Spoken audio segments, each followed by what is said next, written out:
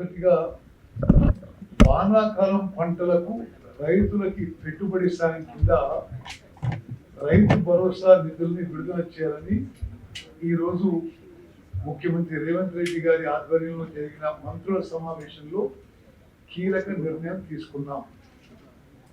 ఈ నెల 30వ తేదీన ఖమ్మం జిల్లా మదిరలో భారీ ఎత్తున రైతుల సమ్మేళనం ఏర్పాటు చేయాలని ప్రభుత్వం నిర్ణయం తీసుకుంది.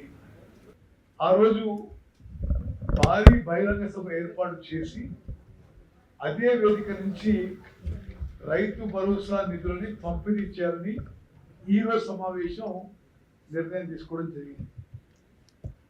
అదే వేదికపై నుంచి రైతు భరోసా నిధులను రాష్ట్రంలోని రైతుల ఖాతాలో జమ చేయడం ప్రారంభమవుతుంది. రైతులు పండించే సన్నధాన్యానికి రాష్ట్ర ప్రభుత్వం చెల్లించే బోనస్ 7 రకాల సన్నాలకు ఇవ్వాలని ఈరోజు మంత్రుల సమావేశం నిర్ణయం తీసుకుంది. మార్కెట్లో ఆ వెరైటీలకు ఉన్న డిమాండ్, ప్రజల అవసరాల మేరకు ప్రభుత్వం ఈ నిర్ణయం తీసుకుంది.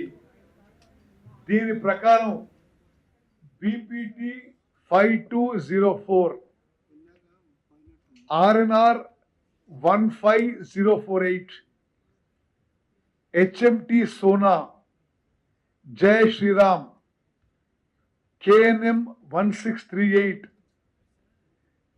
WGL 44,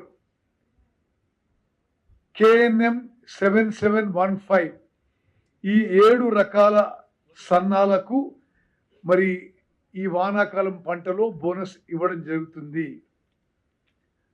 రాష్ట్రంలోని మన రైతులు ఈ ఏడాది దేశంలోనే రికార్డు స్థాయిలో అత్యధిక ధాన్యం పండించారు. గతంలో ఎన్నడూ లేని విధంగా ఈ సీజన్లో యాసంగిలో రాష్ట్ర ప్రభుత్వం రికార్డు స్థాయిలో దాదాపు 80 లక్షల మెట్రిక్ టన్నుల ధాన్యం కొనుగోలు చేసినము. భారతదేశంలోనే 29 రాష్ట్రాల్లో యాసంగి పంటలో ఇంత ప్రొక్యూర్మెంట్ ఏ రాష్ట్రంలో కూడా ఎప్పుడు కూడా జరగని విషయం కూడా నేను మనవి చేస్తున్నాను. మరి మిగతా రాష్ట్రాలతో పోలిస్తే కేంద్ర ప్రభుత్వం మనం రాష్ట్రం నుంచి తక్కువ పర్సెంటేజ్ ధాన్యాన్ని సేకరించడంపై మంత్రుల సమావేశం ఆందోళన వ్యక్తం చేసింది.